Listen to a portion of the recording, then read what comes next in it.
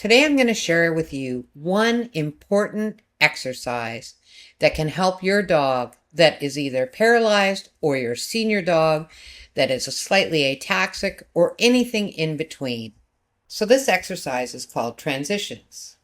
And just a sidebar here, this was a live virtual call with a client overseas that didn't speak English. And so via translators, I was able to show him what to do for his dog.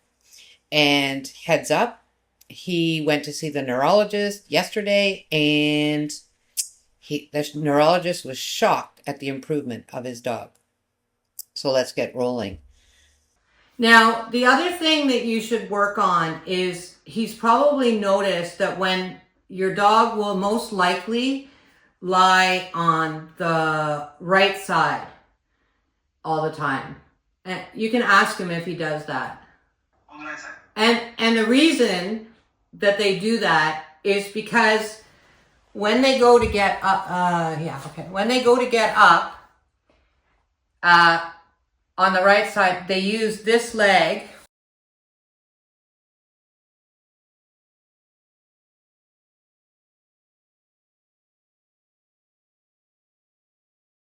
The reason they're using the right leg to help them get up.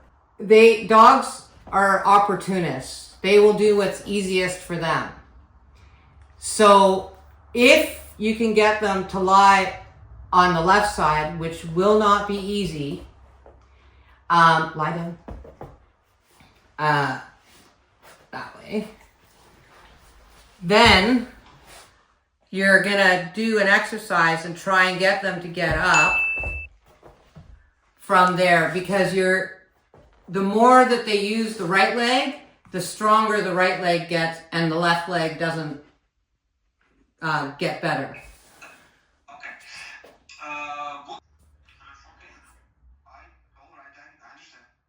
Yeah, it's really your dog, like when you do this as an exercise, don't do it on the bed. Do it on this. And a yoga mat is good because it's easy to grip. And so as an exercise, not just when they're sleeping, is you're going to take them. I call these transitions. Lie down. Lie down. Go over. I don't care which way. Okay, that way. So you're going to take the treat slowly again and get them to do this, and then this, and then this, and then this. So it's lie down.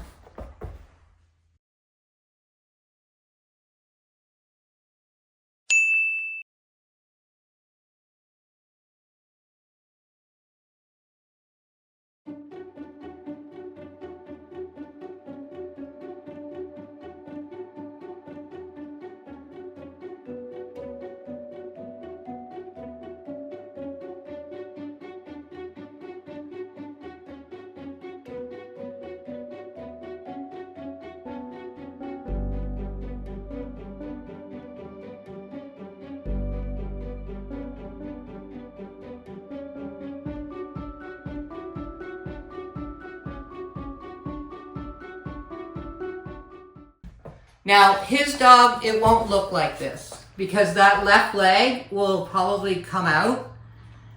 Lie down. With his dog, it'll probably look more like, this is right.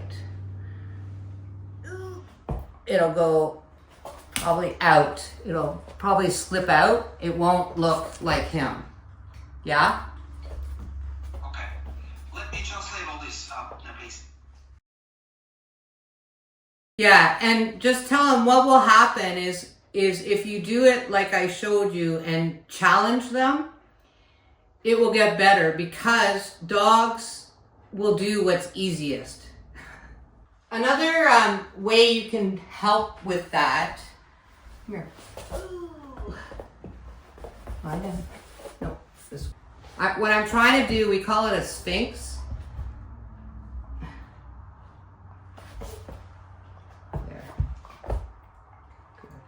And just rock back and forth. So your dog gets used to, because this is how they used to get up, right? And then they did that. So that's just another thing to try and do. If his dog can't, we call it Sphinx position. What you can do is down.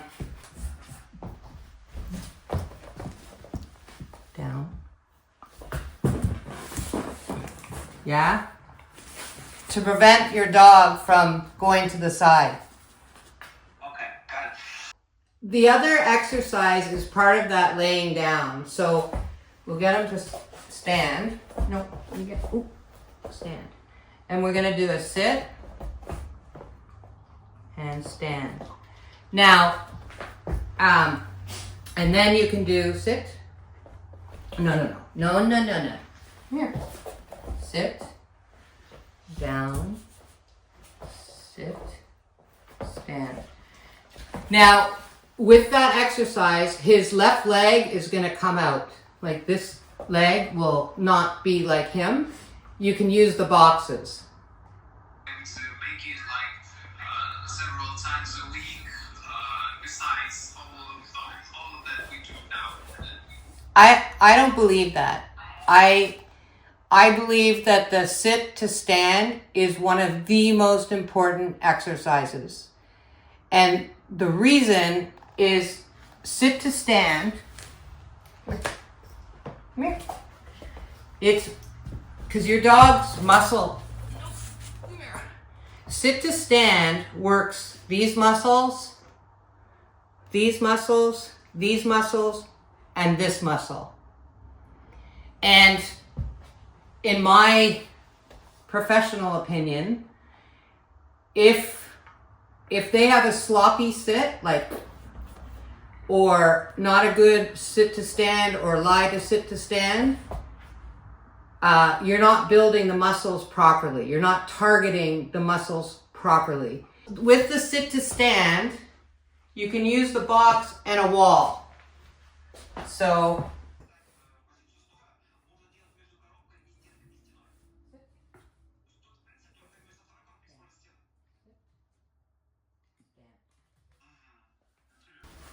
just tell him that in the beginning, come here, over here. The box maybe have to be further away because your dog knows that it can't keep the legs in.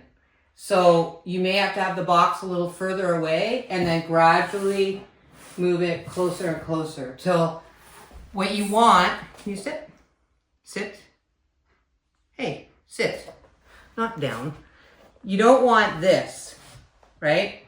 We want this and this. This is perfect. Your dog will do this and this, right? And the reason he's doing that is this leg is weak. So when he gets up, he's using the front leg and the right leg to get up. Yeah? And so he's never working the left leg.